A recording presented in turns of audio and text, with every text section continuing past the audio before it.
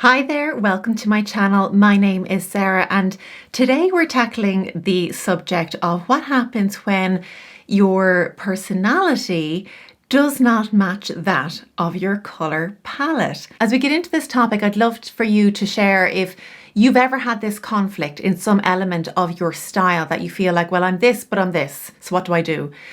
Let me know. To give you an example, I worked with a client recently who turned out to be in the autumn category, specifically warm autumn.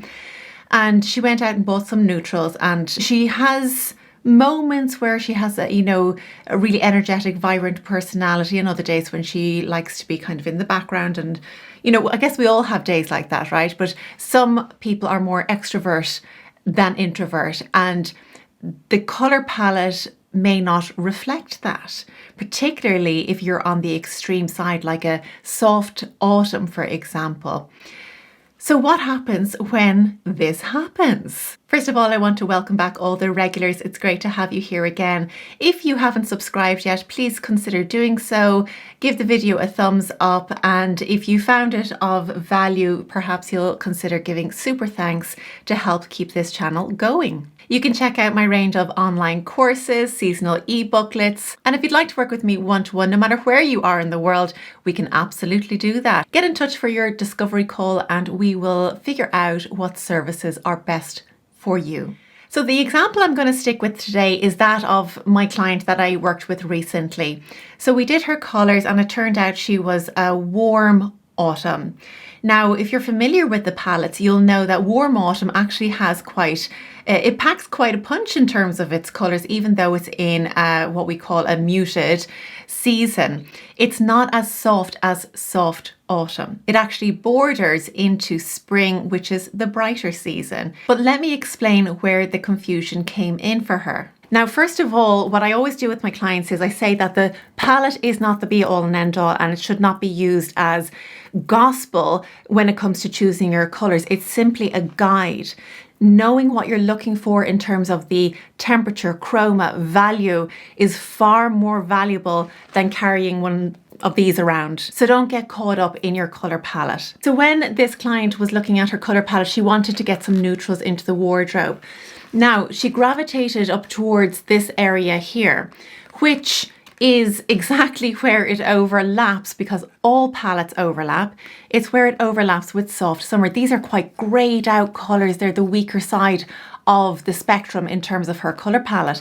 If we move over here, we can see that there's quite a punch to these colours, and that is part of the main colours that she would be looking for to get closest to her face, right? So within your palette, there's colours that are going to be best next to your face. So when we had our consolidation session recently, we've been working together over several weeks on her style, personality, body shape, etc. When we had this final session, she had bought a couple of items, and she said when she looked at the colours, which were part of that group up here, they kind of felt sad and they weren't giving her energy and they didn't meet that personality, the kind of more bubbly side to her personality. So that's when I reiterated the fact that colour palettes overlap and that you are going to have, even within your own palette, colours that are softer than other colours.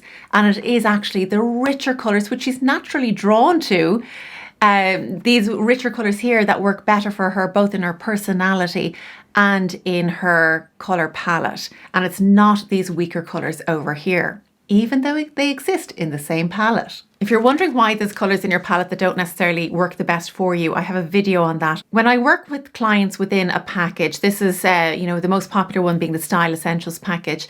This is where I get to know that person's personality, their identity.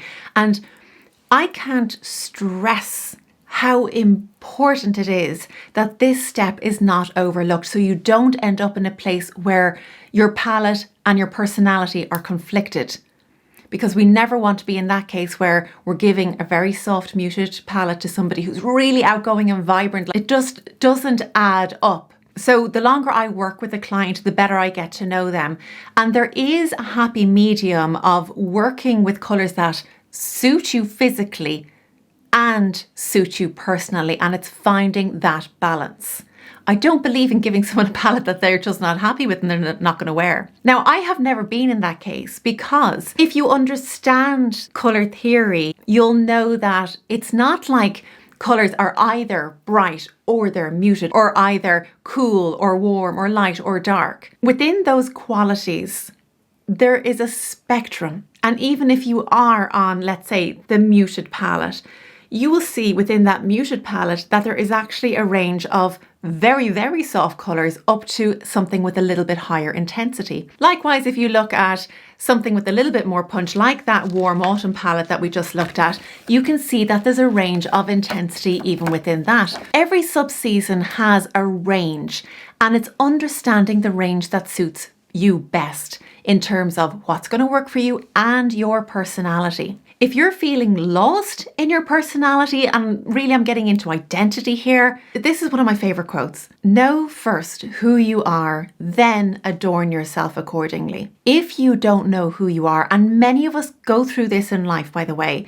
if particularly women who go through stages of, having children, finishing having children, maybe not having children, menopause, the end of relationships, all of these different stages in life challenge our identity, and we can lose ourselves. And that's when a lot of my clients come to me, is at that point when they go, I don't know who I am. I don't know who I'm looking at in the mirror. Who is this person? And that's when they seek out help. Being absolutely clear on who you are, your personality, is essential to making any choice in life, but for your style as well. Now, let's think about other ways in which a personality can be expressed, not just through colour. Let's not forget that personality can be expressed through shapes. If you go for really dramatic, strong, bold silhouettes, that reflects your personality. Now, you can tie that in with muted colours, right? And we still have that drama. That could work for you. You could also say the same about textures. If you are somebody who likes sequins or leather or highly reflective materials, that also suits somebody who's kind of outgoing and vibrant in their personality or in their identity. And these can be in muted colours. So we can't look at this through only the lens of colour. Remember, there are other ways of expressing one's personality. You see, there are ways of marrying your personality to that of your palette by adjusting those dials of chroma, value, temperature to something that suits you. But you have to know who you are in order for it to suit you. So absolutely be clear on this. If you feel like you're at a stage where you know what, you need to just pause and reflect and refine your identity, and then find out what works for you. Make sure to check out my online course, Streamline Your Style, which is currently on special offer. We begin again in January 27th, 2025. Check it out. We have people joining all over the world. It is absolutely, it's not the first time people have said life-changing. So if you're at that stage where you're absolutely fed up, you're lost, you're thinking, who am I? Do yourself a favor, get onto this course. You will not regret it. I'll leave the details down below. So my final word to you today is to know who you are. Be absolutely clear on that before buying anything at all. Otherwise, we're just clinging on to trends, we're clinging on to what other people are doing, and really that is very short-lived, and we'll end up in this vicious cycle of just buying things because we don't know what else to do. That's it for today's video. I do hope you enjoyed it and maybe learned something new, and I'll see you again next week with another video. Take care. Bye-bye.